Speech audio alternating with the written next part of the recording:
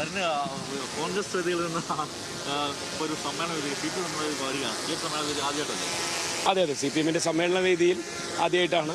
സംസ്ഥാന സമ്മേളനം എന്നുള്ളതിൻ്റെ ഒരു പ്രാധാന്യം കൂടി ഇതിനുണ്ട് എന്നുള്ളതുകൊണ്ട് അടുത്ത 3 വർഷത്തേക്ക് ഒരു പാർട്ടി ആ നാട്ടിലെ ജനങ്ങളോട് പറയാനുള്ളത് ആദ്യം കേൾക്കുകയായിരുന്നു. കഴിഞ്ഞ 4 തട്ടുകളിലായി ബ്രാഞ്ച്, ലോക്കൽ, ഏരിയ, ജില്ല, ഒടുവിൽ സംസ്ഥാന സമ്മേളനം കൂടി.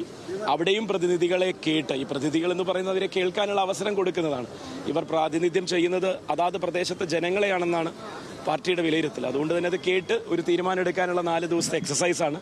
അപ്പോൾ അതിൻ്റെ ഭാഗമായിട്ടുള്ള ഉദ്ഘാടന സെഷനും അതുപോലെ മറ്റു കുറച്ച് ചർച്ചകൾക്ക് വേണ്ടിയാണ് ഞാനിവിടെ എത്തിച്ചേർന്നത്.